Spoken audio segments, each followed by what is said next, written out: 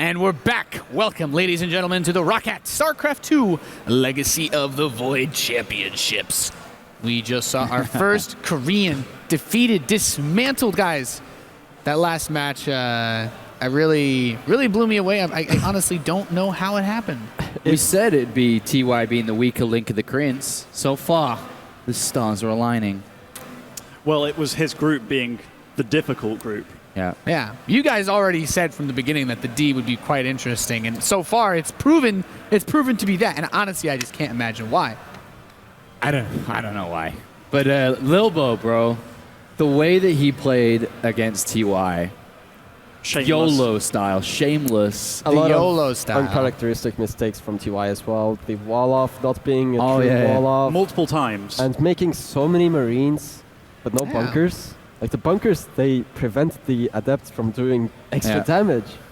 Yeah, So you kind of need them. I think if he had rushed Neo Steel upgrades so he could fit more of his Marines, if he could fit more of his Marines into those bunkers, then less of them would be vulnerable to the adepts. So clearly it was a lack of the Neo Steel frame upgrade. We never really got to talk about it because we were so concentrated on what Lilbo was doing. But what did you make of TY's builds? That it was a 3cc build revolving around defensive Cyclone tank Marine. Honestly, Because like one Cyclone and then tanks and then Marines. like the Cyclone makes sense that it defends against Oracles and the Warp Prism if you can get a lock on, so it's kind of cool. Yeah. And it's very mobile as well. Like if you try and run Adepts after it, they're not going to catch it, so and he can keep on shooting. So I like that idea, but I honestly don't think it's necessary. And like tanks and Cyclones both die to Disruptor Balls, which is becoming the norm now within regards to like harassing. Yeah. So I'm not sure TY was too well adjusted. Like, Yeah, honestly, from like most of the TVPs that I've seen played out, like if you can get to Stim Bio with some Medivacs and Liberators, like it's like Terran's pretty good.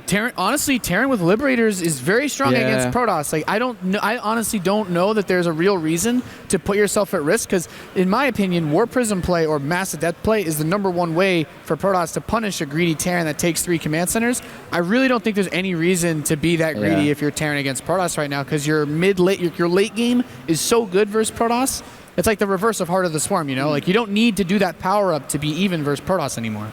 I do think tanks are significantly better against Protoss now. Like, Protoss in Heart of the Swarm used to rely on certain compositions that were like Colossi, lots of Zealots. So tanks did a lot of friendly fire damage if you use them. Also Immortals dealing 10 damage per hit, that sucks. Whereas now, full damage to Immortals, Adepts clump up, and that's what most armies and the lack of Colossus play as well. Yeah, you so know. you can get away with tanks, and they can be good with pushers, but still, that early on. Yeah.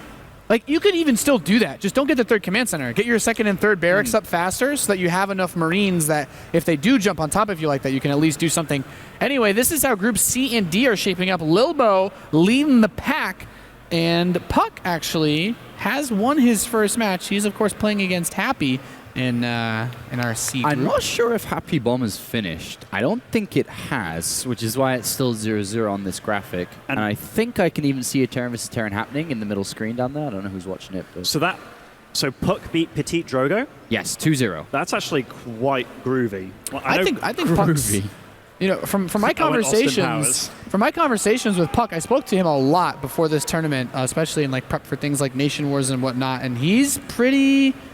I think he's pretty good, man. Yeah, he's been basically riding the top of the NA ladder for quite some time. His stats are great. I remember looking at them during the Nation Wars. It's unbelievable. It's like, I don't know, roughly 115 wins and like 20 losses or so, or less than that maybe. Yeah, it's really high, really high. Honestly, when I spoke to both Puck and State, as like, especially the games, because for the Nation Wars tournament, it was basically like one game on EU, next game on NA, and the games on NA were obviously the games where Puck and State were able to take those maps off of Bly and Damaga and them, but then so for them, they felt like, okay, they were really the best place to showcase them. And since, they're playing on land, this is a really big opportunity for Puck especially to show what he's got. And he doesn't get that many chances either, so I'm sure he's going to try to grab this one by the horns. And so far, so good. This big match coming up next against Happy, though. And Puck plays a very fun style as well. We should see Warp Prisms in this match, and we should see Disruptor play. Yeah. He has a pretty good grip on PVT from the conversations I've had with him. This should be like, if this goes into the long game, I mean, obviously we know Happy is like that guy that was, even in Heart of the Swarm, willing to play out the long game. Naturally, it's shaken up a bit in Legacy of the Void, but have you seen much of Happy's play, Muslim? Actually, look, Happy was a guy that used to stream pretty much all the time, but I've seen nothing of him besides what I've played against him, so I've only seen his TVT, and what I've noticed is he's adapted very, very quickly to the most safe build that he can do, and then he just relies on the fact that he's probably going to do it way better than you, so there's no way to really blind counter him at the moment, which was something that he was very susceptible to in Heart of the Swarm. Right now he's going for a safe build, and people don't really realize how to take advantage of him, because he is predictable, but right now he's played so much, and he boasts like an 80% win rate on the European ladder at rank 1, I do believe. Like we talked about earlier, that should be a very good way to approach this, don't you think? Yeah. Not going for the triple commands like TY did here. We saw that fall flat on it. It didn't work out well. Yeah. I think Happy's approach, just listening to you guys talk about TVP and how Terran is favored the longer the game goes, or that scary Liberator Marine Medivac comp, I think Happy's approach should be very good going into this. He's also been a guy that relied on micro, and Legacy of the Void has just made it so micro is so much more important. It rewards it so much. Like if he can get himself into a position where, like I said, you take that later third against the Protoss, you get your Sten, your Medivacs, and make the transition to Liberators without dying to anything, you should be able to win straight-up engagements, assuming that you don't clump up versus a Disruptor Ball. And I think, you can correct me if I'm wrong here, but he's played one of the the highest amount of games on the ladder, right? I remember looking at his account, and I think the highest amount of games right now may have changed a little bit, but it's like 450, 500 is getting up to that kind of mark now. And he was at the top. Like, that's a lot of ladder games. And the game came out like 16 days ago. And 500 games. If I play 10 games on ladder, like just on Europe any time, 4 of them are going to be against Happy. Like, it really is insane. And he's so methodical. He'll literally do the same thing day in, day out. Like, you'll get harassed by his SCV in the same pattern. Even the way it goes around your building, it'll go the same way round. Wow. Like, you can really so predict it's like Happy. he plays in an Australian server. Does SV go the other way around? It's nuts, man. Like, you even know it's Happy by saying like GL have fun or what have you, and he just replies have fun only. Like, methodical to a T. Here's Lambo, by the way. I'm happy he got through group stages earlier. He's actually looking very strong. Like, he was one of the first qualifiers from the Western region. Like, for a long time, he was overshadowed by a lot of other German players, such as like TLO, Showtimes and such. But yeah, he's actually very good in Legacy of the Void. I remember casting him last 6 months of Heart of the Swarm, and it was in the German EPS. And I was really surprised that he was going toe-to-toe with Kung Fu Panda. Like, he really started to climb up in skill in the last 12 months for sure. And he is doing good. I'm happy he got out of groups. He's actually quite a smart guy too. Like, if you talk to him, he'll be very, very pinpoint about why he lost. Be it he made too many units or something. Sounds like someone else I know. Like who? Oh, Snooty? They are actually. I mean, sometimes you can say, yeah, I lost because I had, this and this was wrong. It's not always the case, though. Like, sometimes you can say something and it might not be correct. But I think Lambo is also the type of guy that's not afraid of reaching out to others to help them pinpoint his mistakes. Like, so he's very good at learning how to get better and using other Zerg players as well. Absorbing knowledge. Yeah. From just RTS knowledge in general, that's actually something that not a lot of people to hold, The ability to reach out and say, look at my mistakes, because everyone's kind of like a 1v1 guy, right? And also, ego plays such a huge part. You always like to think you know best, but if you can truly take somebody and accept knowledge from them and absorb it, that's such a strength. Yeah, that's the thing about StarCraft. Like, after the game, you have to figure out what did I do right, what was good and what was not good.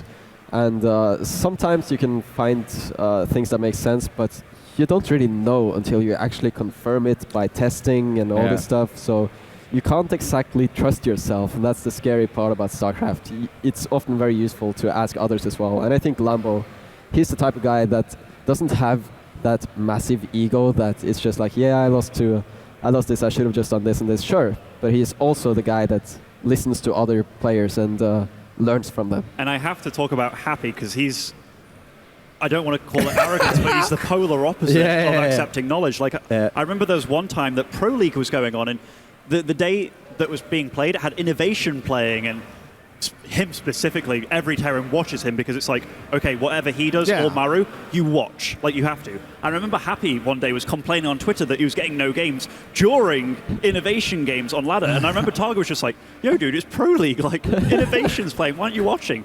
But Happy's approach to other players is he just doesn't care as long as he perfects his own. So early on in Legacy of the Void, the fact that he's played so much and he's probably as close to perfect as anybody is right now with in regards to what he's doing. Yeah. This is a time when he's going to be scarier than any other. Yeah, interesting to know, I did see earlier we had a shot of Bomber, seemed to be out of his game, so perhaps the I Happy think it series ended. has been resolved. So But if it did end, it was 1-0 in favor of Bomber, so I'm assuming that it was 2-0 for Bomber.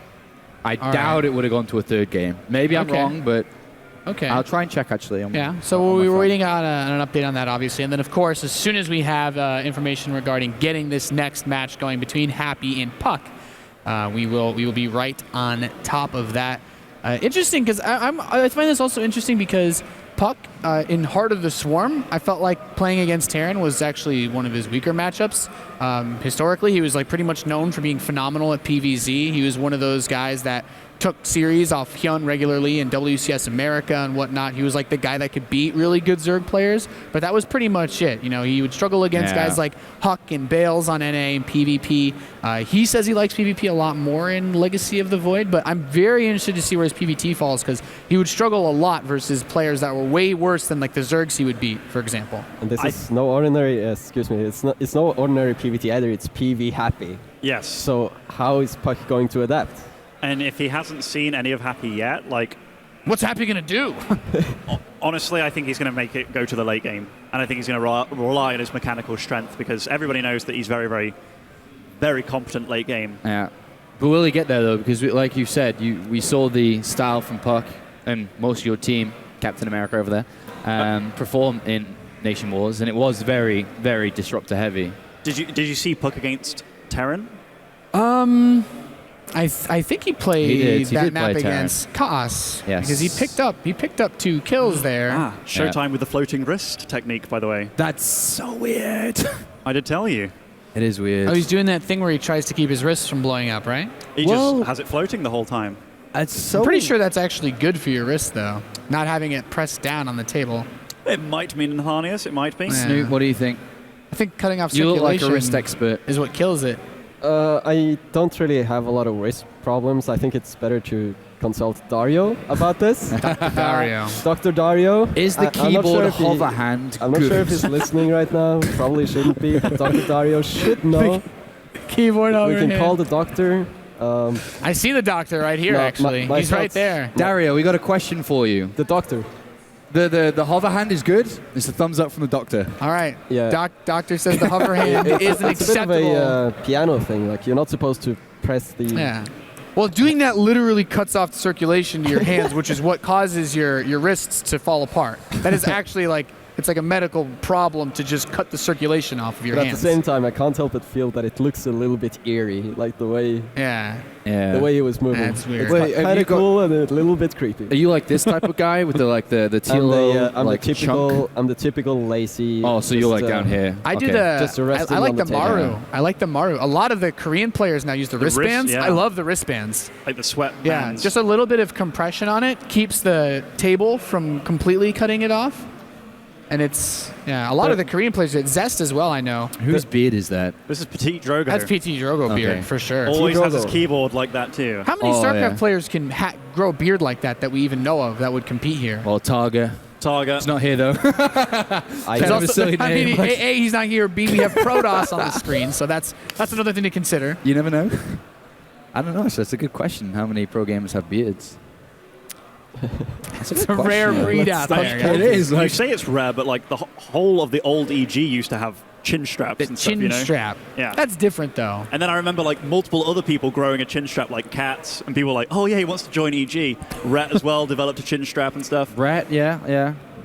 Trying to think of European names though, and I can't really think of that. Bly, many. it's got a bit of a chin strap going on. Yeah. And Yeah. Parting, he's starting getting some. Dude, Parting's got patches. It's hilarious. He's got some fuzz going. Yeah. I wonder how many years that took, right? So right now, basically just waiting for a little bit more information on the next series as we get ready to go into it.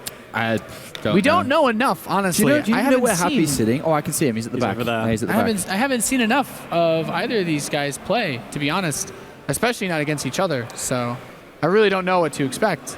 I love watching Koreans play TVT though. Like Yeah. they always seem it's to so know good. something new before everybody else. And we saw that Bunny, like he's a very competent player, but he's always had a weak spot against Korean Terrans just because they're so ahead of the curve. Yeah. More so than any other like mirror matchup or any other matchup actually. It's truly like mind-blowing to see. But given that Happy's played so much, this could be an opportunity for him.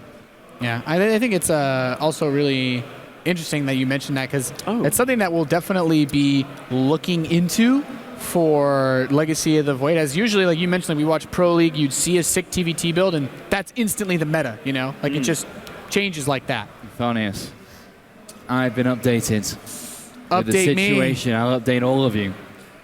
So what I'm assuming is it's not 2-0 and it's 1-1. I'm assuming. So Bunny vs TLO instead. Okay. Things are about to get creative They're in here. about to get very liquefied. I love watching teammates play as well. Why? Tell me. Because there's always stuff going on that you don't quite know about. It's like, I know that I've played teammates in the past, and they've used info against me that I feel very betrayed by. And like, you know, Todd and Grubby in the past, when in fact, Todd still can't live this down. Like, he told Grubby, because they were in the same team in Warcraft 3, he's like, okay, I can't beat Undead, so let's avoid putting me on maps against Undead. And then they went to a tournament like 2 weeks later in China, and they got to the final against one another. And it came down to like veto, and Todd vetoed correctly against Orc, Grubby's main race. He didn't. Then freaking Grubby picked that map, picked Undead, and knocked Grubby out in the final. Like Todd out. Wow. Yeah. Savage. Anything goes. The way that you asked Ben was almost probably that you deserved wanted it. to know, but what do you dislike about team mates playing?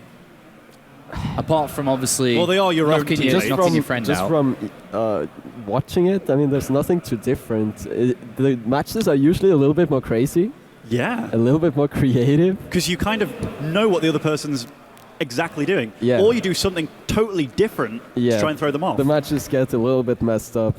Weird things start happening that you normally wouldn't see versus other players, and you know, when you practice together, you get to learn a lot of weaknesses. I don't know. Who do you things just think get weird. benefits? I mean, granted, it's Legacy of the Void, it's a little bit different, but who do you think benefits from knowing each other? Is it TLO who benefits from this, or is it Bunny? I mean, maybe you can draw a comparison to yourself when you play Bunny, like who usually benefits about knowing each I'm other. pretty sure Bunny benefited the most from that. Judging by the record, I think Bunny. And do you think it could be the same here as well? Bunny benefit? Or is it too I'm hard not to sure. say, maybe? I'm not sure this time around in Legacy. Yeah. So I can't answer. It's Okay. Yeah, we'll have to wait and see.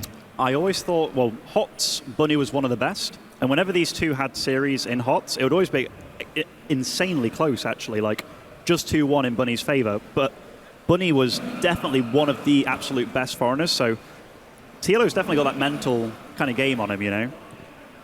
Though, it's so early that people have just been spamming the ladder. I don't think there's much time to really study everybody else. I think you're really trying to perfect your own play. Yeah. So So give us some inside info with the Skype group. Talk to us. I mean, has Bunny been raging a lot? Has he been happy a lot? Because I've seen TLO stream. Bunny is a very happy guy. Okay. I haven't seen a lot of salt. No? I think if I've seen anything, it's just the normal, typical Terran tiers. The Nidus Worms, the I talk with Bunny quite a Ravagers, the typical Terran tiers. Okay. he likes ghosts. All right then. I hope to see some. I've heard a lot about them. It would be nice to see some. We that have yet to see a sounds- single ghost so far. That sounds pretty cool. They are actually pretty sick to see in action.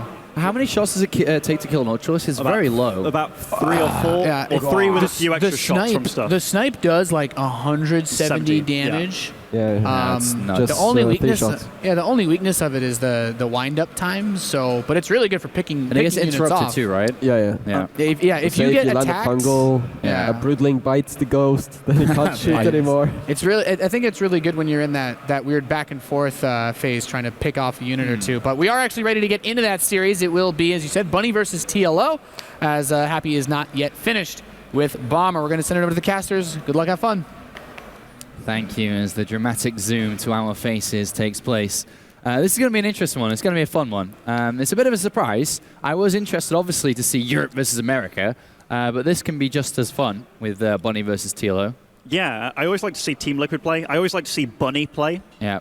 And TLO, I've known TLO for so long now. Like, he's one of my good friends. So seeing these two guys, and Bunny's my Archon mode partner, there's just, I have so much investment in this that I am genuinely curious who I think is going to win too. I have no idea. I've watched a lot of Dario's stream. He plays a mix of styles, obviously. I mean, Yes. it's Dario, so it's a little bit hard to predict exactly. So we'll see. The game one has loaded. Let's jump into this. It is Team Liquid going up against each other. It's up here to the top right-hand side as the red Zerg player on the first map hit. It is TLO. And that is not him. That's Bunny, but it's okay. Oh, I can They see are why you make the teammates mistake. after all. Yeah. There's Wow, Bunny. look at Bunny. 89% against Protoss, apparently. Oh, sounds like someone's in trouble. DreamHack's such a funny place. It's like an admin in the Smash Brothers area. Yeah, I'm not sure if you guys can hear, but there is an ambulance sound going off. Not too far away from us, extremely loud. That's really funny, actually. We're kind of looking at it. Oh, okay. Are we doing TLO now again? Oh, no. No, Yeah, we're looking at TLO again. Looked at TLO Sorry, twice. I was totally ignoring the game for a second. Okay. TLO is 1-1 in his group, by the way. Just looking at this. He beat Majestic 2-0, but he lost versus Nurchio. And Bunny is 0-2. Bunny 0-2? Bunny 0-2. Who did he play so far? Bunny lost against TY opening match, and then lost versus Majestic 2-1. Wow, So okay. huge game, actually. And look at how TLO's opened on this such crazy map with no ramp. Yeah, this map, yeah, you pointed out it has no ramp. That is an immediate wow for Zerg. They can run wild. You're not running Zerglings up a ramp in which you cannot see what lies at the top. You can actually not take damage. And we see that Bunny's actually gone for a CC first, so... Isn't this like an ideal situation for TLO? This is... It's like beautiful. Like This is a perfect situation for TLO. Even look at the position of Bunny's barracks. So he's going to throw down a reactor probably. So busting through that, you just blow up the reactor and you're in the base because you want to eventually get a factory, I'd imagine. Here we have a bunker at the front, which it's very out in the open. And this, yeah, this is not looking healthy. And there's one Marine being built, and that's it. There's just a single Marine and SCVs. The Overlord, though. It looks like he's trying to bait out the Marine here. Yeah. And here it is, been baited out, and here comes TLO, who's going to grab that Marine instantly. Bunker nowhere near finishing. Oh, man. And Bunny 0-2 in this tournament. Looks like he's going to be opening with an instant loss against TLO. A disaster no cancel of a tournament so far.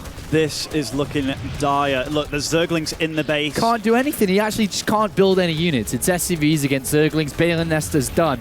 And this is going to be a shake of the head, can't believe this is happening to me moment. And you know, these losses are the worst because you know how happy your opponent's feeling. And seeing those Balings morphing on the other side, that just makes you incredibly sad. Yeah.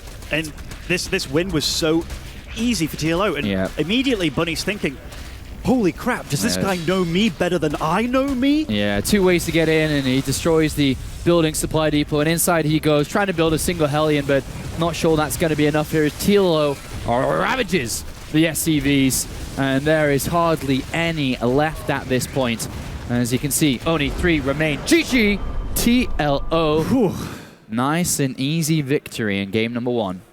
And that map, I'm not sure how that got into this series, because that is definitely one of the ones you try to avoid at all costs. Not only is there no ramp between your natural and main, but there's actually rocks in the back of your main also. So that is a Zerg haven in every sense of the word.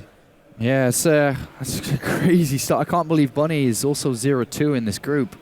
0-3's out. Like, it's very, very rare to come back and have a 3-way tie or something to get out of this group. So he's got a lot of work to do if he's going to turn this around here, Demonslem. He certainly does have his work cut out for him. And it doesn't really get much easier. Ruins of Ceres, it's decent. You can perform a pretty similar strat as we saw just then, but yeah, it's going to be tough for Bunny.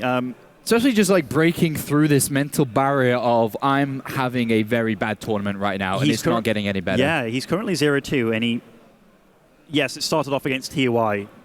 he's the Korean of the group. Yeah. He could be like, okay, well, I might lose this. I'm probably going to lose this, whatever. But then losing against Majestic as well, who we didn't really talk much about him being like a huge threat of the group, but he's also a strong player, and he lost against him too. Yeah. And now his teammate just killed him in 3 minutes. Yeah. This is really gonna show Bunny's like mental fortitude here. I mean, Snoot can probably tell us if we're right or wrong as well, but from seeing Bunny over the years, he's a pretty emotionally invested character. He gets upset. Like he does. I mean, I think Snoot teased him so much one game in WCS that he was actually genuinely upset with him. I think it was the time they played in Portier. Really? I think it was the draft or the picks or the drawing, should I say, for the round of 8. And Snoot and Bunny got drawn against each other. And Snoot said, like, this is going to be so easy. Yes. And, like, taking the fun out of him. Yeah. And he got actually very upset about that. But then Bunny beat him. And then beat him anyway, but yeah. He's an emotional character. Is Bunny an emotional character? Does he get emotional very much? He gets shake of the head. He gets, he gets angry at himself, I think, more so than anything else. Like, I've never... Can you imagine Bunny lashing out at anybody? Because I can't. No.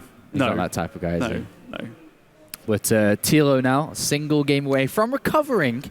He's currently 1-1 in this group. 2-1 puts him in a very good position to fight for a top 3 in the toughest group here at DreamHack Winter. Group D is so stacked with the best players in here, but only 3 of them are going to advance out. It's, of course, Lilbo leading the charge. TY is in there, Nurcho's in there, TLO, Bunny, and also Majestic. I don't think I forgot anyone, did I? Nope, that's it. Nailed it. Nailed it.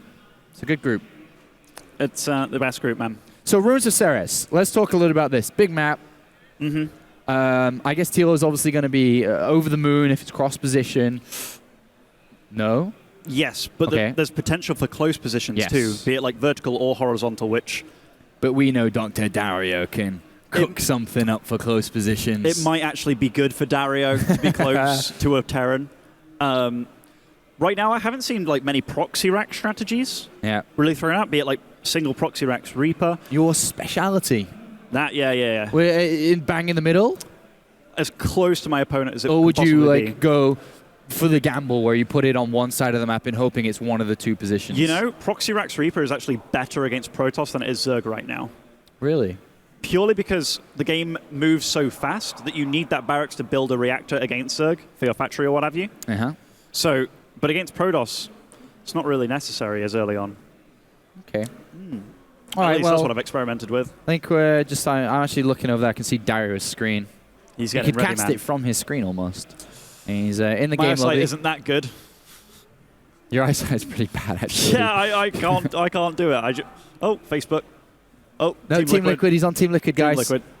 He's reading the comments. So I'm so good. Oh, he's reading the comments in the Team Liquid thread by the looks of it. So the live report thread, he's watching you. do they see how creative I am? I bet they like it when I use this slide.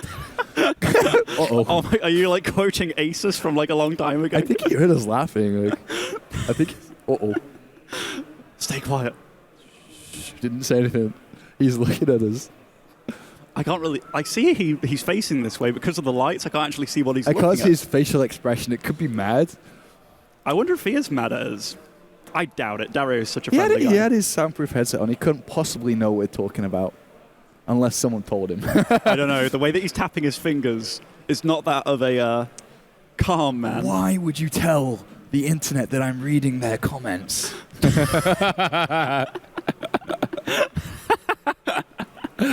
Oh, Darrow. Right now, he's on Liquipedia. He's on Look at the Groups. Soon the comment's going to pop up about us making fun of him, and then he's going to really turn around. That's when we're screwed. Hopefully he wins, so he's in a good mood. He's like, yeah, I am 1-1 in my group. Our attempts at being German are just so bad. Yeah, it's really bad. I'm sorry. I apologize to the German viewers. We're pretty bad. They're still in game lobby, just waiting to jump in. I don't know. Have you seen where Bunny's sitting? Oh, I think he's over there, No, he's there. I see him. He's watching, I think, Bomber. He's sitting next to Bomber. Just I haven't letting you seen guys know. Happy leave his PC either from like that Bomber series. Because that is why we had to switch to this series. I don't know, man. All right, so we're starting the game. I think they've loaded into it, so we'll be getting into it right away here. Yeah, Happy, I think he's doing vetoes with not Bomber, obviously. I can't see who's standing next to him, but I think that series must be over. We need to get some updates on how these other games are going too. I'd like to know the time of that series and like just the score of that series, because that seemed to, well, that's why we had to switch to this series, just because Happy and Bomber was taking so long, I do believe. Yeah, well, here we are loaded in to the second map between these two players after TLO had a fantastic start. Up here to the top left-hand side is that red Zerg player. It's TLO. That is actually TLO this time too. It is. It's a very swift start. And you. Spawning over in the top right, I do believe. I think so, yes. It hard to is see. Liquid's Bunny.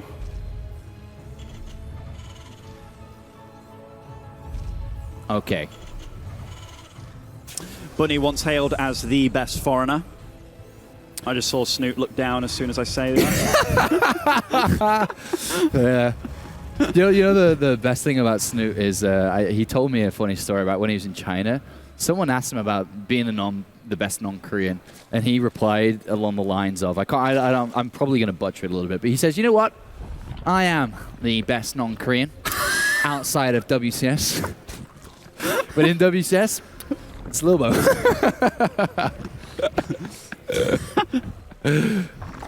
Oh, so here, anyhow, a more standard build from TLO. He actually is going for the hatchery first. And, you know, if you do start off a series, I always like to talk about this. I like to, if you know that you're capable of being aggressive and winning games straight out, like we saw Huck win with a DT build earlier, you really set the pace of the series. And kind of knowing that Bunny does like CC first, and he's always liked CC first, he knew he could take advantage of it. And this game, Bunny's automatically going to be playing a bit more conservative, and we do see that he goes barracks, then he goes gas, then he goes CC, but a second gas on the way. That means he will be using some form of tech to try and slow down his opponent. And what's it going to be? Double Reaper coming out. Same opening that we saw from our Canadian friend Semper a little bit earlier on. And I actually very much so enjoyed his games. So I wonder if Bunny's going to go down a similar route or not. One of the sad things about this map for Double Reaper, or at least if you get up to like 4 or so, there aren't that many cliffs around the middle of the map. So if you get caught out, look, it's very, very open spaces here. If you get caught out by lings, they're dead. So you have to be extremely careful with them. But it's going to be his follow-up that I'm curious about. So he is going up to the 4 Reapers here. And then there's the double barracks. Yeah. So same as Semper so far. What do you make of this build? I don't think it doesn't sound like you played it, but what do you make of it upon looking? I actually like these kind of builds quite a lot. If he goes for double tech lab on the barracks and goes, I'd usually have like an engineering bay going on at the same time here, lining up stim and +1 engineering bay or +1 weapons attack, and then getting combat shields as well. You can do very deadly timings there. Marauders are now actually a lot better against Zerglings. I talked about how they would 3-shot Zerglings with an attack upgrade rather than just 4-shotting. So, yeah, but we'll see what Bunny does with this. I think one thing that you have to take into consideration is the Overlords, right, as well, because TLO scouted south first. He doesn't really have an Overlord that's going to get into the main base anytime soon. The second one is by the natural soon, but that will always be blocked by Marines, so he's never going to get inside to see exactly what this is. And what does he think this is? Does he think this was like a 2 Rax Reaper? Or does he know that it's Rax Reactor Reapers? I mean, the fact that... Oh, and keeping those Reapers alive, very important. Good job, yeah, very good job. He did get to see, though, that, yes, it was 2 more Reapers, but he also got to see the Marine switch. So he knows it's not going to be more than 6. Oh, he didn't get any scouting information there. He just saw the... Well, I suppose, he did get the 5th and 6th, but there is a lot of Zerglings on the way. A Baneling Nest has been thrown down as well by TLO, so we'll see how far he takes this. But at the moment, there is a ton of Zerglings trying to protect this hatchery from going down as well. I think Bunny might be doing this, you know. If you get a few nades on those Reapers, I mean, Zerglings, well, the one Zerglings Reaper are being goes split down. up. But look how low they all are. And these Reapers, they're going to regenerate. There's still a ton of Zerglings being made. There's so many being made. Yeah, I just mentioned it, but 18 additional Zerglings. Oh, man, this is going to be an all-in. And, like, a really, really hard all-in, too. And Bunny needs to realize this sometime. In fact, as soon as he can. He may lose every single Reaper, and that's going to be a disaster. He tries to get a wraparound on this, and where does he go? He's trying to micro back, but there is so many Zerglings. He jumps up, but there's already Zerglings waiting there, and now he's starting to figure it out, but every single Reaper goes down. And now, the defense. He's got to defend. He's got 10 Marines, but there is 36 Zerglings. Oh, no. There is the Bailey that's now finished up, and he's looking for a kill right in the middle of all these other structures, getting their add-ons and being able to produce units. Here we go. This could be the way that Bunny goes 0-3 in this tournament. I tell you what, though, that's a really good position to have those Marines right next to the bunker. That bunker isn't going to fall anytime soon. These SCVs, though, they are playing with fire. And here we go, they've morphed, and he's going to take all these SCVs, or at least the majority of them, but so far, Bunny holds on. It is nowhere near over yet as more and more Zerglings come flooding through. Where are they going to target? I suppose the bunker. It goes down. The Marines inside also get killed. Marines popping out on the other side of that barracks get slaughtered instantly as well. And there is very few units here left to defend. He opened the wall, but I suppose he's going to do that to try and save his SCVs here. He needs to get that wall closed. He does. And yes, just in time. These Banelings blow up to no avail here. Only 10 SCVs! Only 10 SCVs, and now the wall goes down. This is not a 3 command center build. He is only on 2 currently. He still holds a little bit on this top. And you can tell Bunny's nervous. He's even making a Reaper here in the midst of madness, but that's just because Dr. Dario's forcing the mistakes out of it. But is this a win? Is this going well for TLO? He's broken his opponent's second, but it's still 20 SCVs to 31. Honestly, if you're fighting with slow Banelings against a guy like Bunny, one thing that Bunny has been very, very well known for throughout his career is his ability to Baneling snipe. And if there's anyone that can do that, it's Bunny. All right, well, TLO's starting to drone behind this. He's also managed to squeeze out an Evolution Chamber to get +1 melee attack. He's got double medivacs here, so he can pick up if need be. Look at that. He's sniping these Banelings, picks up. He's going to get behind that depot. He's going to lose 4 or 5 Marines, though, that were on the wrong side of the supply depots, unfortunately. Ooh, one good thing is, so I believe TLO's +1 attack finished? Yes, +1 attack. Okay, but what's really, really significant here is not having armor against Marines, also against tanks now on the field. They one-shot Lings, and the Marines, they deal 7 damage per hit now. That means Banelings die in 5 hits from Marines, so it's kind of scary for TLO. He needs to assemble a good defensive army and just overwhelm Bunny here. Yeah, well done, Bunny, for holding strong against this attack. He's moving forward now with quite a beefy army. +1 Carapace is the upgrade on the way now for TLO. The Roachroaren's almost finished, but not going to come into use. And TLO doesn't really have any supply to work with either. Stuck at 74-74. He only has the units in production and the ones out to work with. This could be a counterattack that might not be stoppable. Oh, maybe he committed too much to creep there, but look at those snipes. You see them happening, right? Bunny's stutter-stepping, sniping those Banelings down, and while he's not got a lot of Marines left, actually, Bunny... What happened to the tank? Yeah, he's in trouble. Where did the tank go? It must have got killed really fast. TLO ate it, man. He ate it. 116 Lings lost. Still kind of losing Lings a little bit sloppy here. Ooh. And that third base does not want to lose it. There's only 3 Marines left, though, as Queens and Zerglings do pushes back, taking down a Medivac for their pleasure. This is as scrappy as games get. Yeah. Neither one has a significant lead. I put TLO a little ahead here. Yep, Snoot nods. But all it takes is a few fights to go really badly, because, I mean, Lair Tech only just started. That means that there's no Roach speed available, no Baneling speed available, and just a few drone snipes here and there, a few efficient trades. Well, waiting for this one on the natural there. 3-4 Queens ready to take down the Medivac. The units do unload, though. Where are the Zerglings? They're incoming. He's going to target down that Medivac ideally to keep it from escaping. That was a really good hold by TLO, even killing the Widowmine just before it burrowed there. Yeah, I think I'm very impressed with TLO being able to have units everywhere in defense against this. It's not easy to be able to split his units in every single position. So far, handling okay, a little bit weak on this third base. And damage is being done now, slowly but surely. But still, the army that TLO's accumulating, he's eventually just going to be able to run over to Bunny and just murder him. We have no wall here at this ramp.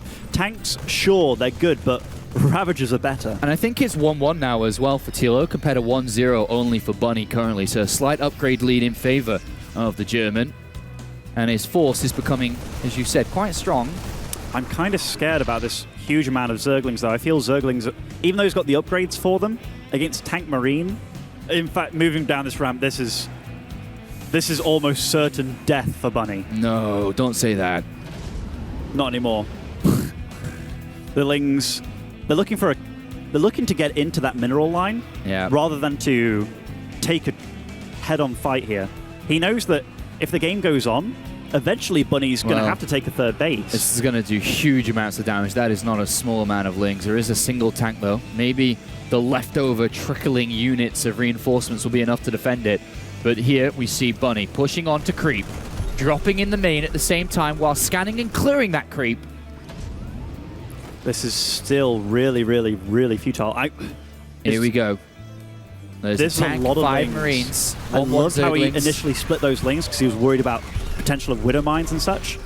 But these Lings, they're not really dealing the damage that he truly wanted to, and that tank, it kind of went unhindered there. Now, this is a huge drop into the main. Oh, I don't think there's enough in that main base at the moment. The Zerglings are being cleared up eventually. It looks like they're going to pick off one more tank, though, before they do get cleaned up. That's always nice. But here's the big drop. What does TLO have here?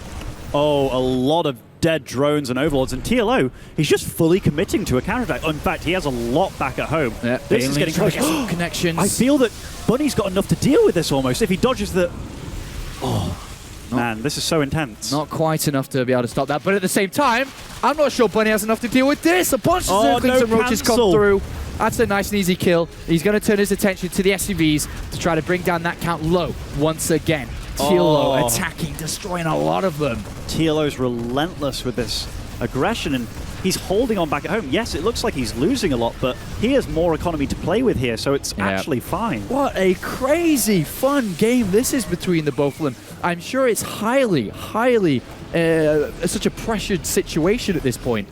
But here we go, TLO with a big morph of Roaches to Ravagers and still being able to flood. I think TLO, considering on 3 hatcheries, I think his injects have been pretty on point, considering the amount of units he's been able to produce over and over and over. Yeah, and it's not as if Bunny gave him time to think about it and collect all his thoughts. And here, that's a large Zerg army. Yes, a lot of Marines actually too, but more Ravagers joining the fray. Does he have enough to defend this?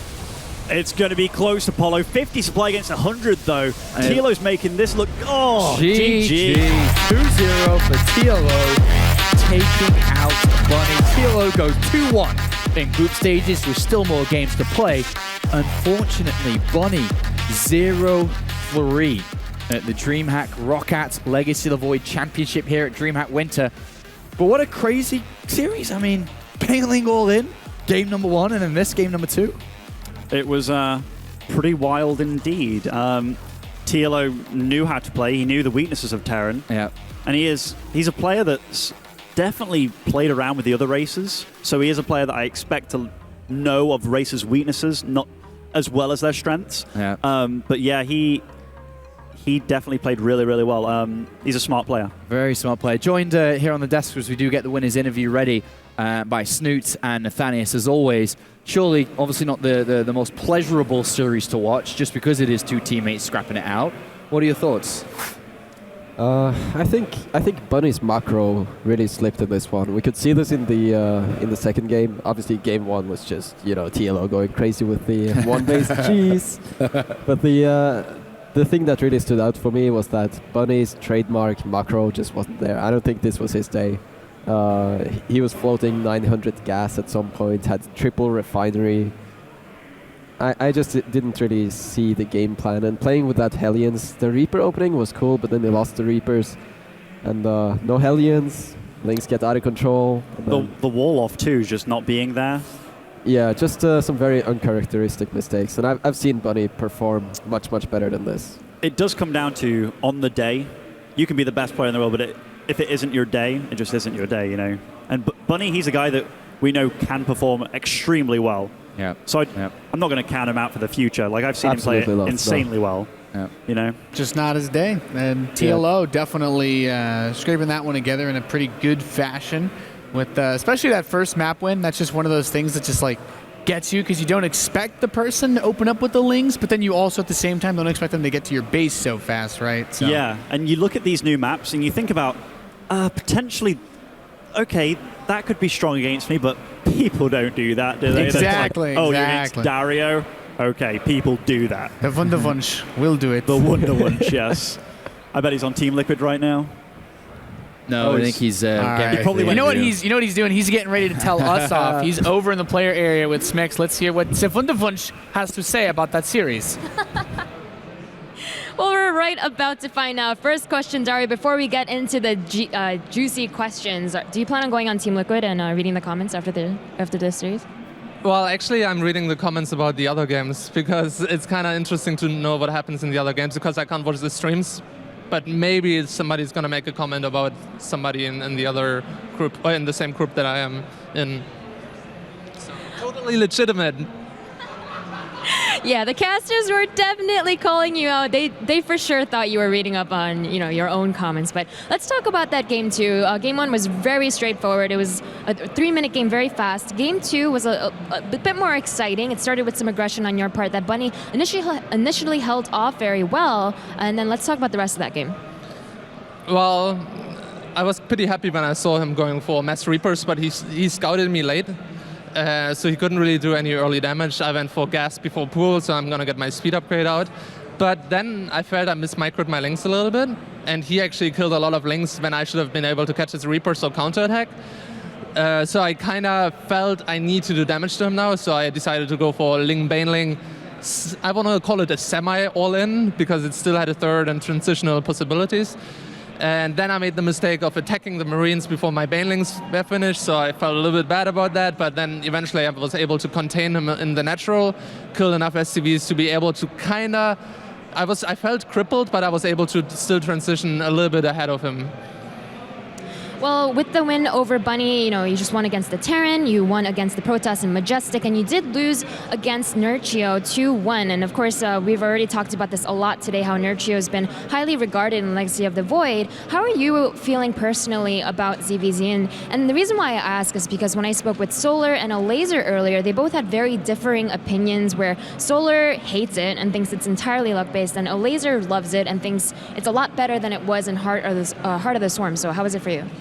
At the start, when Legacy came out and a lot of people started CVC, it felt more luck-based than now. People are starting to figure out how to actually hold 14 gas, 14 pool, or 13 gas, 12 pool, and stuff like that. The map pool makes it still a little bit more difficult because we have 3 4-player maps in it, and obviously that makes it a little bit harder, but I don't think it's really that luck-based anymore. It's people are settling, especially European CVC always has been a little bit ahead of the curve, even though the Koreans obviously are stronger, but I felt we understand the matchup better, but then we just get wrecked before we can show it. But I think when it comes to that, people are figuring out how to hold things, even though you play hedge first against pool first or stuff like that. Okay, and I want to ask about you personally in Legacy of the Void. Of course, from the very beginning of StarCraft 2, everyone always praised you for your creativity. So with Legacy of the Void so fresh and new, how are the creative juices flowing? Well, I love multitasking more than making up a build and then winning because it's something nobody ever saw before. So I feel I'm a little bit misunderstood sometimes, but because of that, I love Legacy of the Void, but I don't think I'm playing crazy builds. I'm trying to play mostly standard builds with a little bit of a twist. When I see that I can go all in, like in game 2, I go for it, but I like to play longer games where I can show I attack here, I attack there, I'm faster than my opponent. It's not all about going creative strategies for me. All right. And last but not least, you seem to be pretty confident and happy with how you've been playing so far, but your next 2 opponents are arguably the toughest guys that are in this group. It's going to be Lilbo and TY. So talk to us about, how do you feel about headed into those matches? Well, I'm not having any feeling one way or the other, really. No feelings. What are you, a robot? If anything that StarCraft taught us is that try to get rid of feelings. Wait, you're talking like Stefano style? It's more efficient not to feel. All right then, good luck on your journey of no feels. We'll see how that turns out for you in your next 2 matches. Of course, guys, we do have more StarCraft 2 action coming up after this break. It will be Happy versus Puck, so we'll see if our last remaining North American hope can keep his run going strong at this tournament. Stay tuned.